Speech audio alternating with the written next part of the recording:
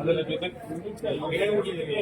ನೀವೇನೇನು ಹೇಳಿದ್ರೆ ಅದ್ರ ಜೊತೆಗೆ ಈಗ 10% ರಿಜಿಸ್ಟ್ರೇಷನ್ಗಳು ಆಗ್ತಾ ಇದ್ದಾರೆ.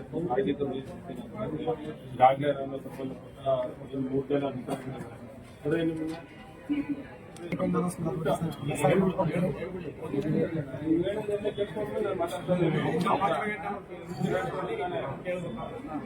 ವರ್ಷದ ರಿಜಿಸ್ಟ್ರೇಷನ್ ಈಗಾಗಲೇ ಆಗಿದೆ. 66,477 ಜನ ರಿಜಿಸ್ಟರ್ ಮಾಡಿದ್ದಾರೆ.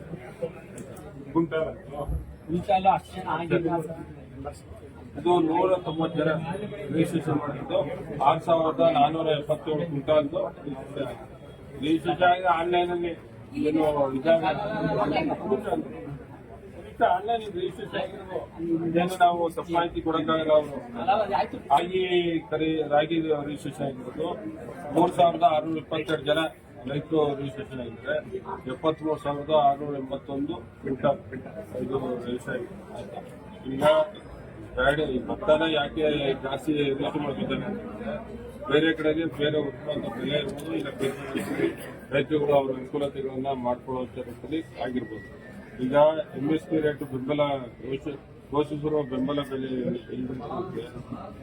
ಭತ್ತ ಸಾಮಾನ್ಯ 2,369 ರೂಪಾಯಿ, ಭತ್ತದ ಗ್ರೇಡ್ ಎಗೆ 2,389 ರೂಪಾಯಿ, ರಾಗಿಗೆ 4,886 ರೂಪಾಯಿ ಪ್ರತಿ ಕ್ವಿಂಟಾಲ್ಗೆ ಇರ್ತಕ್ಕಂಥ ಅದನ್ನು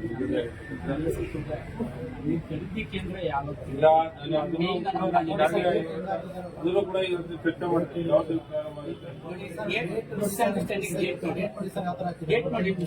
ಎಷ್ಟೇ ತಾರೀಕು ಹಾಕೋರು ಹೇಳ್ರಿ, ಚರ್ಚೆ ಮಾಡಿ ಯಾವತ್ತು ಓಪನ್ ಆಗುತ್ತೆ ನಿಮ್ಮ ದಿನಾಂಕವನ್ನ ನಾನೇ ತಿಳಿಸ್ತೀವಿ.